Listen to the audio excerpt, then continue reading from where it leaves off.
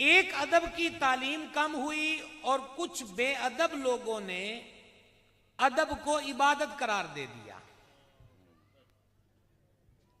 दोबारा सुन लें, अदब की तालीम भी कम रह गई। जब गुफ्तगू हो रही हो और आप जलसे में बैठे हो और उन्वान रब रसूल की बातें हो तो यह भी बेअदबी होती है कि किसी और से बात करें। इसीलिए हमने मौजू ही अदब का शुरू कर दिया।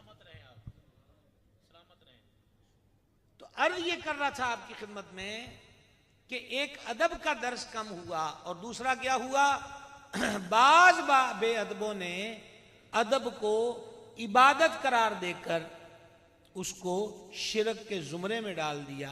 एक बात याद रखिएगा, अदब अदब होता है, इबादत नहीं।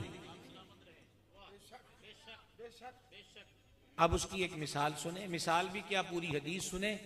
सरकार आला हजरत अज़ीमुल बरकत रहमतुल्लाह अलैह ने फतावा रज़विया शरीफ में, हमें वैसे उम्दतुल कारी का नाम याद है, इमाम बदरुद्दीन ऐनी हनफी मुहद्दिस है जिन्होंने शरह की है, पर हमें तो आला हजरत ने बताया कि वहां लिखा हुआ है, तो इसलिए हम जिसने बताया है उसको नहीं भूलते।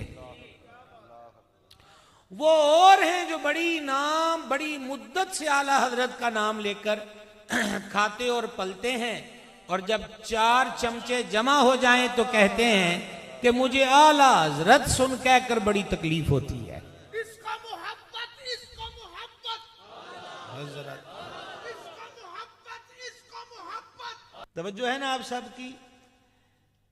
एक साहिब खिदमत अनवर में हाजिर हुए, ए जाने जा मैंने मन्नत मांगी थी मेरा काम हो जाए तो मैं काबे की चौखट चूमूंगा, काम मेरा हो गया है, अब मुझे हुक्म क्या है। दरायत बताती है कि ये सवाल अर्ज फरियाद मदीना शरीफ में हो रही है और आप सब जानते हैं कि काबा शरीफ मक्का पाक में है, तो मैं वहां जाऊं सफर करके और चूम के वापस आ जाऊं। जाने आलम अलैहिस्सलाम ने उनकी इस अर्ज और इस्तिफ्ता को सुनकर फरमाया, तुम्हारी वालदा जिंदा है?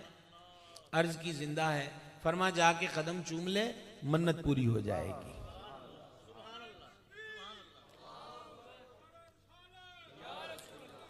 कदम चूम ले, तेरी मन्नत पूरी हो जाएगी। ये सरवरे आलम अलैहिस्सलाम ने फरमाया।